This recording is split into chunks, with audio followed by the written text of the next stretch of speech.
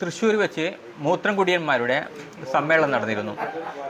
ആ സമ്മേളനത്തിൻ്റെ ഭാഗമായിട്ട് യൂട്യൂബ് ചാനലിലൂടെ ലൈവായിട്ട് പ്രോഗ്രാം നടത്തിക്കൊണ്ട് മൂത്രം എങ്ങനെയാണ് അണുനാശിനിയായിട്ട് മാറുന്നത്, അത് സ്റ്റെറിലൈസ്ഡാണ് എന്നാണ് അവർ പറയുന്നത്. അതായത് മൂത്രം എന്ന് പറയുന്നത് സംശുദ്ധമായ ഒന്നാണെന്നും സംശുദ്ധമായിരിക്കുന്ന മൂത്രത്തിൽ യാതൊരു അശുദ്ധിയുമില്ല പ്രഖ്യാപിച്ചുകൊണ്ട് സാധാരണക്കാരെ മൂത്രം കുടിപ്പിക്കുന്നത്.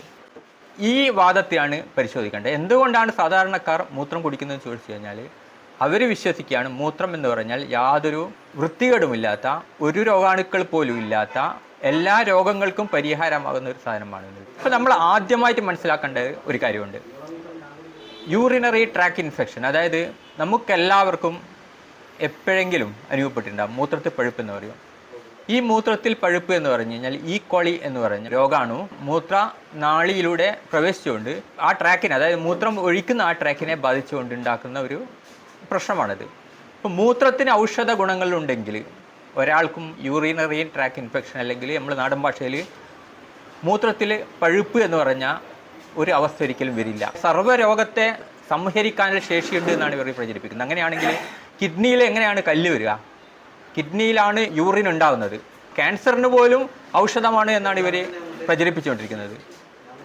അപ്പോൾ ക്യാൻസറിന് പോലും ഔഷധമായ മൂത്രം ഉൽപ്പാദിപ്പിക്കുന്ന സ്ഥലത്ത് കല്ലുകൾ രൂപപ്പെടുന്ന അവസ്ഥ, അല്ലെങ്കിൽ മറ്റ് മുഴകൾ രൂപപ്പെടുന്ന അവസ്ഥ, അല്ലെങ്കിൽ ക്യാൻസറുകൾ രൂപപ്പെടുന്ന അവസ്ഥ.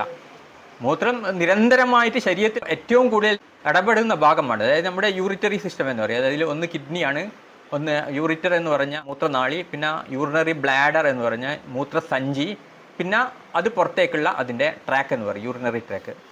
ഈ ഭാഗങ്ങളിലെല്ലാം തന്നെ മനുഷ്യന് ഏറ്റവും സർവ്വസാധാരണമായ രോഗങ്ങൾ ഉണ്ട്. ഒരു മനുഷ്യൻ്റെ ജീവിതത്തിൽ എത്ര തവണ ഈ പ്രശ്നങ്ങൾ, മൂത്രസംബന്ധമായിട്ടുള്ള പ്രശ്നങ്ങൾ അനുഭവിച്ചിട്ടുണ്ടാവും. ഇനി പെണ്ണുങ്ങളെ എടുത്തു കഴിഞ്ഞാലോ, പെണ്ണുങ്ങളെ എടുത്തു കഴിഞ്ഞാൽ ഈ പ്രശ്നം വളരെ കൂടുതലാണ്. കാരണം എന്തുകൊണ്ടെന്ന് വെച്ചാൽ അവരുടെ ഈ മൂത്രനാളിയുടെ നീളം കുറവായിരിക്കും, നീട്ടിപ്പിടിക്കാനൊന്നുമില്ല, ഫ്ലാറ്റാണ്. ആ മൂത്രനാളിയുടെ ലെങ്ത്തിൻ്റെ കുറവ് കൊണ്ട് എന്ത് സംഭവിക്കും? അണുബാധയ്ക്കുള്ള സാധ്യത കൂടും. ഇവിടെയും ഈ മൂത്രത്തിന് ഔഷധ ഗുണങ്ങൾ ഉണ്ടായിരുന്നെങ്കിൽ എങ്ങനെയാണ് ഈ പ്രശ്നം വരിക? അതാണ് ആദ്യം ചിന്തിക്കേണ്ടത്. ഇനി ഒരാൾക്ക് യൂറിനറി ഇൻഫെക്ഷൻ വന്നു കഴിഞ്ഞാൽ മൂത്രം കുടിച്ചാലുള്ള അവസ്ഥ എന്തായിരിക്കും? സാധാരണഗതിയിൽ ഒരു ഡോക്ടറെ അടുത്ത് പോയി കഴിഞ്ഞാൽ നിങ്ങൾക്കൊരു യൂറിനറി ഇൻഫെക്ഷൻ അല്ലെങ്കിൽ മൂത്രത്തിൽ പഴുപ്പ് വന്നു കഴിഞ്ഞാൽ മൂത്രം കൾച്ചർ ചെയ്യാൻ പറയും. അതായത് മൂത്രം ഒരു ലാബിൽ കൊടുത്തിട്ട് 3-4 ദിവസം അവിടുത്തെ ലാബിലേക്ക് ആ പരീക്ഷണ സംവിധാനത്തിൽ അത് വെച്ചുകൊണ്ട് ഏത് ബാക്ടീരിയ ആണ് അതിൽ ഉള്ളത് എന്ന് കണ്ടെത്തിയ ശേഷം മരുന്ന് തരാൻ പറ്റും. കാരണം ആ ബാക്ടീരിയനെ കൊല്ലാനുള്ള മരുന്ന് ആ ബാക്ടീരിയൻ്റെ മരുന്ന് തന്നെ കൊടുക്കണം. ലാബിൽ കൊടുക്കുന്നു, റിസൾട്ട് കിട്ടുന്നു, ഈ കോളി കുറേ കാണുന്നു, മറ്റേത് കാണുന്നു. മൂത്രത്തിനെ ലാബിൽ ടെസ്റ്റ് ചെയ്ത് കഴിഞ്ഞാൽ കിട്ടുന്ന അവസ്ഥ ഇതാണ്. ഒരുപാട് ബാക്ടീരിയകൾ. മഞ്ഞപ്പിത്തം വന്നു എന്ന് വിചാരിക്കുക. ഈ മഞ്ഞപ്പിത്തം വന്നു കഴിഞ്ഞാൽ എങ്ങനെയാണ് മഞ്ഞപ്പിത്തം പകരുന്നത് എന്ന് നമ്മുടെ ആരോഗ്യവകുപ്പ് പറഞ്ഞിട്ടുണ്ട്. ഒന്ന് മലത്തിലൂടെ, ഒന്ന് മൂത്രത്തിലൂടെ ഈ പറയുന്ന ഹെപ്പറ്റൈറ്റിസ് എയുടെ അണുക്കൾ നമ്മൾ മൂത്രം ഒഴിക്കുമ്പോൾ പുറത്തേക്ക് വരും. മറ്റ് ഭക്ഷ്യസോസുകൾ, അതായത് വെള്ളമാണെങ്കിലും അല്ലെങ്കിൽ ഭക്ഷണങ്ങളാണെങ്കിലും, ഭക്ഷണം എന്ന് പറയുമ്പോൾ അത് ഈച്ച വന്നിട്ട് ഭക്ഷണത്തിലേക്ക് നിന്ന് കഴിഞ്ഞാൽ ഈച്ച വഴി നമുക്ക് പകരും. ഈ മഞ്ഞപ്പിത്തമുള്ള അവസ്ഥയിൽ മൂത്രത്തിലേക്ക് ഉമിനീരിലൂടെ പകരാനുള്ള സാധ്യതയില്ല. പകരുന്ന വേറെ ടൈപ്പ് ഉണ്ടാവും, അത് ഇതല്ല. പകരുന്ന ടൈപ്പ് ഉണ്ട്, ഹെപ്പറ്റൈറ്റിസ് ബി എല്ലാം പകരും. അതല്ല, ഹെപ്പറ്റൈറ്റിസ് എ എന്ന് പറയുന്ന പറയാണ്. ഇതിലൊക്കെ നമ്മൾ കാണുന്നത് മൂത്രം ശുദ്ധമല്ല എന്ന് തന്നെയാണ്. മൂത്രത്തിലൊക്കെ അണുവരിക. ഇനി എലിപ്പനിയെ പറ്റി പറഞ്ഞു. എന്താണ് എലിപ്പനി? എലിപ്പനി എന്ന് പറയുന്നത് ഒരു പ്രത്യേകതരം എലിമൂത്രത്തിലൂടെയോ അല്ലെങ്കിൽ പൂച്ചമൂത്രത്തിലൂടെയോ അല്ലെങ്കിൽ പൂച്ചവർഗത്തിൽപ്പെട്ട ഏതെങ്കിലും ഒരു ജീവിയുടെ മൂത്രത്തിലൂടെയോ മനുഷ്യന് കിട്ടുന്ന ഒരു അണുബാധയാണ്. അതിൻ്റെ മൂത്രത്തിൽ ഈ ലെറ്റോസ്പൈറ എന്ന് പറഞ്ഞ അണു ഉണ്ടാകുമ്പോൾ ആ മൂത്രം കലർന്ന വെള്ളം അല്ലെങ്കിൽ അത് നമ്മുടെ മുറിവിലേക്ക് എത്തുകയും ആ മുറിവിലൂടെ നമുക്കത് കിട്ടുന്ന അവസ്ഥയാണ്. അപ്പോൾ നമ്മൾ നോക്കുകയാണെങ്കിൽ മനുഷ്യൻ്റെ മാത്രമല്ല എല്ലാ ജീവികളുടെയും മൂത്രത്തിൽ അണുവിസർജ്യങ്ങൾ വരുന്നുണ്ട്. അത് സയൻറ്റിഫിക് ആയിരിക്കുന്ന വസ്തുതയാണ്. നമ്മൾ മൂത്രം ശുദ്ധമാണ് എന്ന് പറയുന്നത് തീർത്തും അബദ്ധമാണ്. ശരീരം ഒരു അബദ്ധം കാണിക്കില്ല. നിങ്ങൾക്ക് വേണ്ടുന്നതാണ് മൂത്രമെങ്കിൽ, ഇത്രയും അമൂല്യമായതാണ്, ഇത്രയും രോഗങ്ങളെ മാറ്റാൻ ശേഷിയുള്ളതാണ് മൂത്രമെങ്കിൽ ശരീരം അതിനെ പുറന്തള്ളില്ല. ശരീരം പുറന്തള്ളുന്നത് എങ്ങനെയാണ്? ശരീരത്തിൻ്റെ വിസർജ്യ വ്യവസ്ഥ വഴിയാണ്. അതായത് ശരീരത്തിന് വേണ്ടാത്ത എന്തൊക്കെ സാധനങ്ങളുണ്ടോ അതൊക്കെ പുറത്തേക്ക് തള്ളാനാണ് മനുഷ്യ ശരീരത്തിൽ എക്സ്ക്രീറ്ററി സിസ്റ്റം അല്ലെങ്കിൽ വിസർജ്യ വ്യവസ്ഥ എന്ന് പറയുന്ന സിസ്റ്റം ഉള്ളത്. കിഡ്നി തകരാറായ ഒരു രോഗി ആ രോഗിക്ക് മൂത്രം ഉണ്ടാവില്ല. നിങ്ങൾ പുറത്തു പോയ മൂത്രത്തിനെ കുടിക്കുകയല്ലേ ചെയ്യുന്നത്. കിഡ്നി തകരാറായിട്ട് ഒരാൾക്ക് മൂത്രം പോകാത്ത അവസ്ഥ, അല്ലെങ്കിൽ രക്തത്തിൽ നിന്ന് മൂത്രം ഒന്നും മാറ്റുന്നില്ല എന്നുള്ളൊരവസ്ഥ ഉണ്ടെങ്കിൽ ഇവർ പറയുന്ന പോലെയാണ് അദ്ദേഹത്തിൻ്റെ ആരോഗ്യം കൂടുതലല്ല വേണ്ടത്.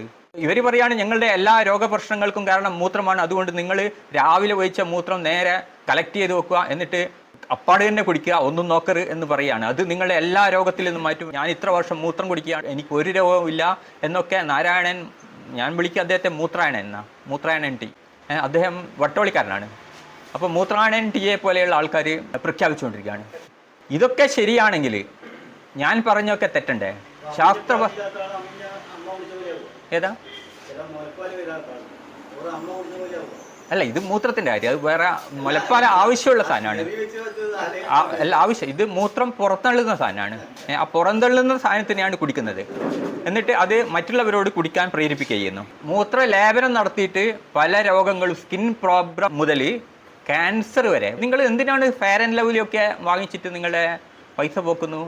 ഈ സാധനം എടുത്ത് രാവിലെ മുഖത്തേക്ക് വരട്ടു എന്നാണ് മൂത്രായണൻ മാഷ് പറയുന്നത്. ഞാൻ വീഡിയോ ഉണ്ട്, നിങ്ങൾക്ക് നോക്കാം.